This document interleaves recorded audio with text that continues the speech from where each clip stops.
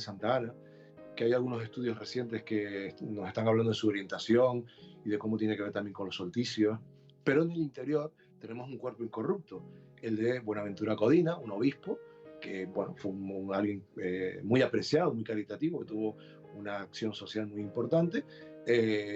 Está en estado de semi-incorruptibilidad, yo lo he visto mejores, pero oye, ahí lo tienen conservado y expuesto en una urna, y en proceso de beatificación. O sea, con lo cual, bueno, pues tenemos ahí dentro de la propia catedral, la gente se va a sorprender porque hay muchas marcas de canteros, normal, ¿no? Pero hay muchas esvásticas. Y esto de pronto tira para detrás y dice, bueno, ¿qué hace una esvástica dentro de una iglesia? Hay muchas allí, ¿no? Bueno, eran símbolos que se utilizaban y que tenían otro significado y no al que nosotros tenemos culturalmente interiorizado a partir del siglo XX, ¿no? Entonces, son elementos como muy llamativos que puedes encontrar en esa catedral.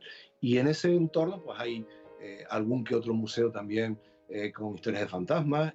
Tenemos te hablo que todo está en un perímetro de unos cientos de metros, 100, 200 metros. El Palacio de Justicia, que es el lugar encantado o con supuestos espectros más conocido de Gran Canaria. El Palacio de Justicia es eso, Palacio de Justicia, donde están los juzgados. Está construido en los años 50 sobre un antiguo monasterio y se conserva la iglesia al lado. Y bueno, la creencia y los relatos también de trabajadores acerca de que ocurren fenómenos extraños han sido muy recurrentes, muy recurrentes. Y bueno, no digo que podamos entrar allí a hacer indagaciones o a coquetear con estos temas, porque son unos juzgados, unos dependencias públicas y tal, pero conocer esa historia no está mal, ¿no? Está ahí y hay más, ¿eh? O sea, toda esa zona ahí está preñada por completo de misterio.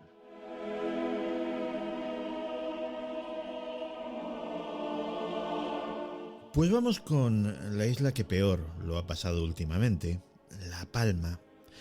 Y es un topicazo lo de la isla bonita y todo lo que quieras, pero yo la conocí antes del volcán. De hecho, me pregunto si el auditorio de los Llanos de Aridane, donde estuve dando una conferencia, seguirá existiendo. Y os digo una cosa, es una de esas cosas que hay que ver antes de morir. Es un paisaje, una tierra, un lugar increíble. El que se lo pierda se está perdiendo una de las grandes cosas, de los grandes lugares que se pueden ver en esta vida. Efectivamente, para mí no hay un lugar más potente en Canarias que la caldera de Taburiente. O sea, para mí ese lugar, para todos los que suelen hablar muchas veces, porque son percepciones, sensaciones que nos cuesta llevarlas a palabras, ¿no? Entonces muchas veces la gente habla de energía, de que te sientes conectado. Bueno, sienten cosas y no sabes cómo verbalizarlas, ¿no? A mí me ha pasado eso de una forma brutal ahí en la caldera de Taburiente. Aquello, si existen conexiones entre el cielo y la tierra desde el punto de vista energético, están allí. O sea, allí lo percibes y lo palpas con rotundidad. Pero te voy a pedir que la gente vaya al Paso, que es una de las zonas afectadas por la reciente erupción volcánica, todo ese valle, ¿no?, de Aridane. Y el municipio del Paso tiene una zona, también una zona muy específica, que es muy rica en misterios. Están las ruinas de la casa de Tacán, del primer expediente X de la historia de España. Durante 87 días, así nos las gastamos, Santi, una voz surgida de la nada hablaba con todo el que iba por allí. Es decir, primero con la familia y después con toda la isla que se presentaba, empezó allí y se movían objetos, caían piedras que surgían de la nada. Bueno, hubo un revuelo a nivel no solo de la isla, sino del obispado que regía todo el archipiélago para intentar entender qué estaba pasando en ese lugar. Bueno, pues las ruinas están allí y es como visitar las ruinas de un lugar que fue importantísimo y el escenario de un fenómeno parapsicológico permanente durante casi 3 meses, ¿no? Eso está en el Paso y desde allí nos podemos ir a los grabados del Lomo La Fajana, que se pueden observar y bueno, son un buen ejemplo de ese arte rupestre con formas espiraliformes, con formas solares, que cuando los estás contemplando crees que estás en otra parte del mundo, pero estás en La Palma. Y tú dices, pero Dios mío, esto, ¿por qué está aquí? Porque además es un tipo de arte rupestre de petroglifos distintivos de la isla de La Palma. No hay en el resto de islas. A lo sumo hay una espiral, una o dos en algún sitio, o círculos concéntricos, pero estamos hablando que hay miles en la isla de La Palma. Pues el lomo La Fajana es una visita obligada, un yacimiento que se puede visitar, y a poca distancia tenemos el Pino de la Virgen, que es un lugar, como el nombre indica, donde se produjo teóricamente la aparición de una virgen, pero que lo que realmente es un pino sagrado para los antiguos canarios, que después fue, digamos que sincretizado o cristianizado. Entonces, bueno, puede ser un lugar clave para visitar. Y de la exuberancia de La Palma nos vamos a justo lo contrario, a Lanzarote. Si eres un amante de los árboles y de los bosques, pues no es precisamente el lugar más adecuado del mundo, pero si quieres experimentar la sensación única de visitar otro planeta estando en nuestra misma Tierra, no hay lugar como ese en el mundo. ¿Qué podemos ver en Lanzarote? Bueno, Lanzarote es increíble. Los volcanes, esa energía la notas desde que llegas, ¿no? O sea que esa visita también tiene que ser obligada. Yo invito a visitar Teguise, el municipio de Teguise, ¿vale? Es un municipio, tiene una zona de costa turística y después tiene la parte, el pueblo, ¿no? Que se ha conservado de una forma espectacular, ¿no? Al igual que otros muchos rincones de la isla, en gran medida gracias al activismo y a la capacidad de persuasión que tuvo en su momento César Manrique, ¿no? Que es uno de los grandes del arte, no de Canarias, sino del arte a nivel universal, ¿no? Que nació allí, que amó esa isla, ¿no? Bueno, pues en Teguise, aparte de poder visitar el casco histórico donde estaba la casa y las cárceles de la Inquisición, pues tenemos una historia de fantasmas deliciosa, la del Severino Betancourt, que fue un alcalde de allí y cuya casa, que se alquila para que vayas a pasar las vacaciones, pues tiene fama de estar encantada, de que tiene sus fantasmas. Curiosamente, Santi, el callejón anexo a la casa, es decir, uno de sus muros da al callejón del Duende, con lo cual esto nos lleva a pensar que el lugar debe ser uno de esos lugares que se llaman en Canarias encantados o mágicos, porque que haya un callejón que se llama del Duende, porque se piensa que había duendes merodeando, y justo ahí hay una casa donde hay espectros, nos da la sensación de que el lugar no es la casa ni el callejón, sino lo que había antes ahí, ¿no? Entonces, me parece que es un sitio fantástico para poder visitar. Además, si van más o menos por estas fechas, pueden ver los diabletes, que es una tradición de carnaval muy singular, donde lejos de ponerte unos plumajes y vestirte, disfrazarte de superhéroe, los diabletes se disfrazan de lo que podríamos etiquetar como una especie de carneros demoníacos, ¿no? Ajá. Entonces es una cosa muy, muy, muy particular, un tipo de carnaval que seguramente tiene que ver con cultos a la naturaleza y que, bueno, pues se vive justo también en esta fecha y es muy, digo, para los que vienen en carnavales, si vienes en otra época, hay otras cosas atractivas Por supuesto. que poder descubrir allí, ¿no?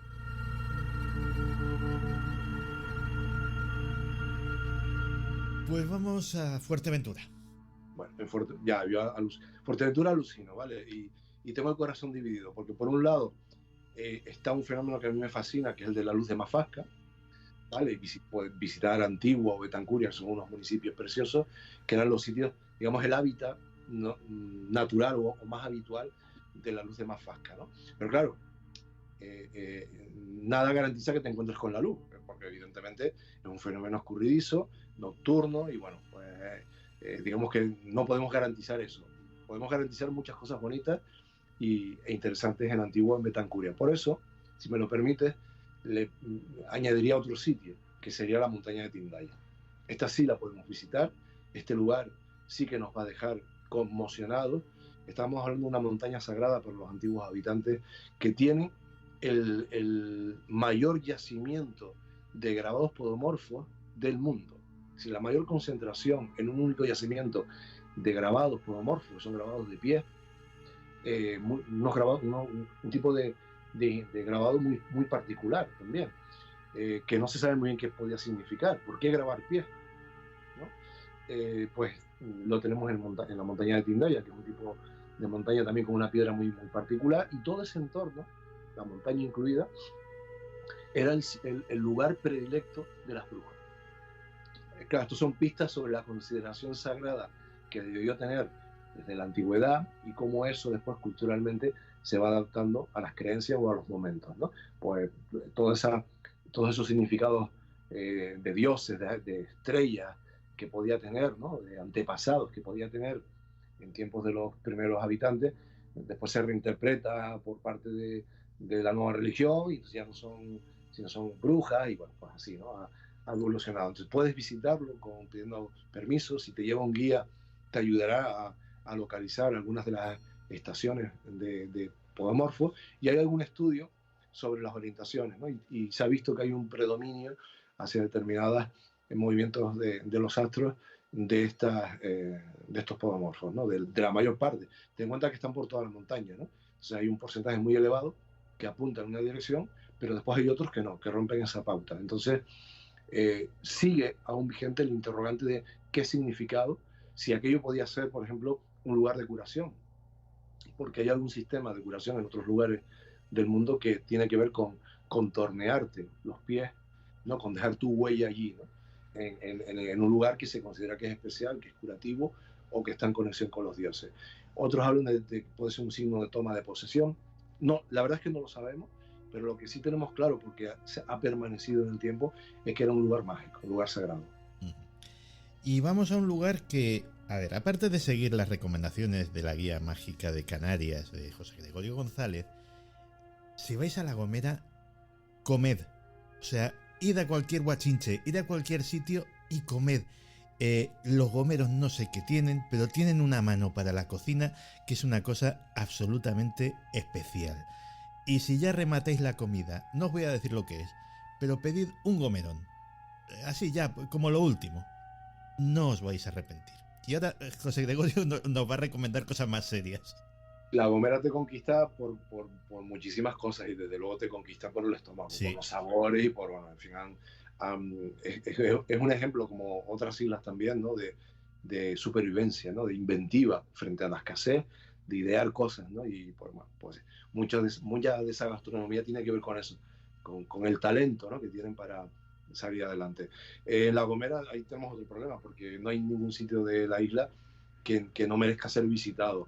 Desde la Laguna Grande, que lo van a encontrar de forma muy, muy rápida, porque es un sitio, una confluencia turística importante y es una laguna. Cuando llueve coge agua, pero por lo general pues no tiene agua, tiene muy poca, es visitable y es una zona como de esparcimiento, pero aquel era el lugar predilecto de las brujas gomeras. Entonces hay una enorme tradición brujeril allí con respecto a ese lugar, de la que mucha gente es ajena. Es decir, mucho turista va allí, bueno, se queda un poco extasiado con la naturaleza, pero no le cuentan esto, ¿no? Pero te diría que si tengo que elegir un lugar, me iría a Chipude, ¿no? Chipude, a la fortaleza, ¿no? O sea, aquello es absolutamente impresionante. Ocurre algo parecido que con Tindaya, ¿no? Que es una roca que te conmueve, es decir, que destaca en el paisaje de una forma tan espectacular que tú, seas creyente o no, tú tienes la sensación de que aquello es sagrado, de que aquello es divino, de que si hay algo que está cerca de los dioses o los dioses bajan a algún sitio, tiene que ser por ahí, ¿no?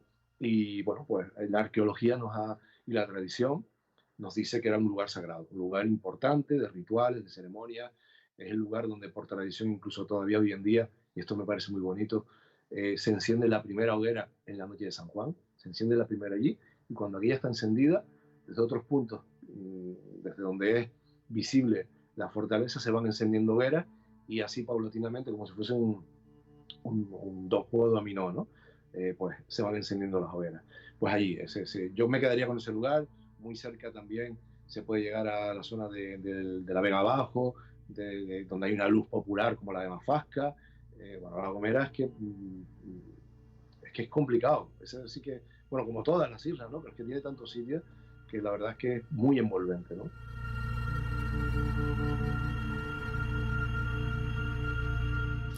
Y finalmente el Hierro, que bueno, es la más remota de las islas, pero yo guardo un recuerdo. A mí, como me gustan los bichos y me gusta la naturaleza, yo guardo el recuerdo de los lagartitos, o los lagartazos en algunos casos, sí, pero que son más simpáticos que las pesetas, los jodidos.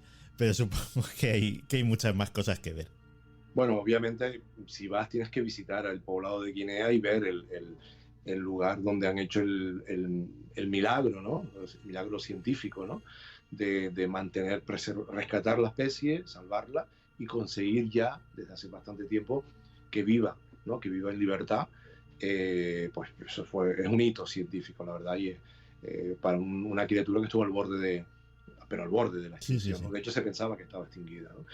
Pero bueno, nos traemos un poco más a nuestro terreno a la gente que nos escucha, y yo recomendaría ir al Hulan o al Julán, ¿no?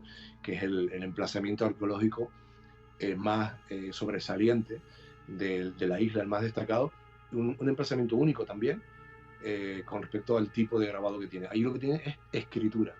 Hay símbolos que parece que son escrituras lírico-bereber en losas de lava, en las coladas de lava, con varias localizaciones, y cerca de allí además hay un tagorol, o los restos de un tagorol, que era un punto que por tradición y según la arqueología era un punto de reunión, de toma de decisiones del poder de las tribus, ¿no? de las comunidades en época preeuropea.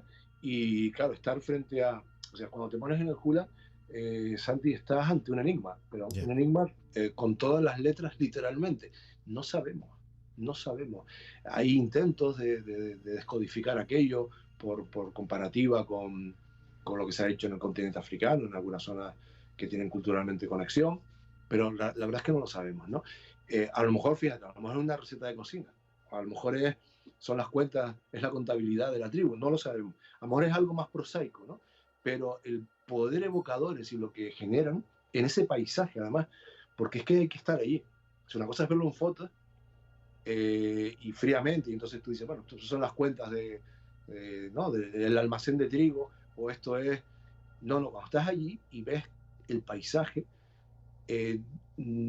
tú dices, yo la contabilidad no la llevaría a mí, ¿no? O sea, en este lugar tan remoto, tan incrustado en la naturaleza, ¿no? Tan lejos de espacios de hábitat, ¿no? Es decir, aquel era un lugar con un significado muy especial.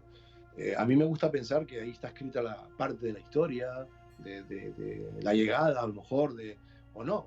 A lo mejor es algo mucho más, como digo, muy más prosaico para nosotros, ¿no? Pero para ellos debió ser muy importante lo que pusieron allí, porque eligieron el sitio de una forma muy especial y fueron especialmente meticulosos e insistentes en llenarlo, ¿no? De inscripciones. Y cuando estás ahí y te mantienes en silencio un rato, aquello te atrapa, te envuelve, ¿no? Te envuelve. Es un paisaje muy singular, ¿eh? Donde te invita te conduce directamente a la introspección, ¿no? Es inevitable, ¿no? Por la ubicación, el mar por allí, el propio paisaje volcánico, que tú lo conoces muy bien, que cuando lo observas tiene algo psicodélico casi. Sí.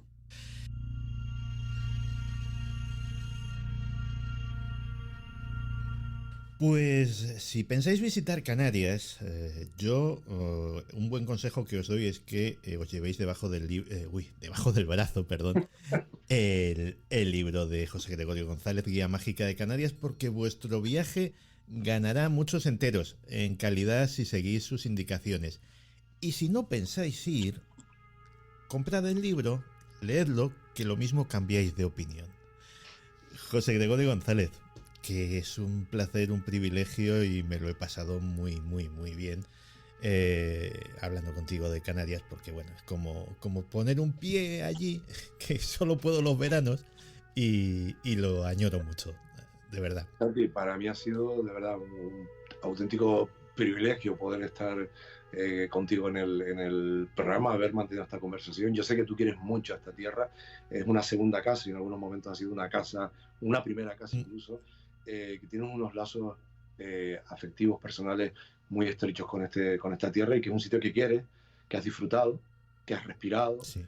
Y que yo me imagino que en algún momento también has llorado nuestras tragedias, sí, y has celebrado nuestras alegrías. Así que de verdad para mí ha sido muy especial esta conversación, porque sé que además ha surgido de del corazón, de una parte muy especial tuya, y bueno, pues te lo agradezco que me hayas permitido acompañarte, ser tu guía puntual en estos minutos. Un abrazo muy grande. Cuídate mucho, hasta pronto.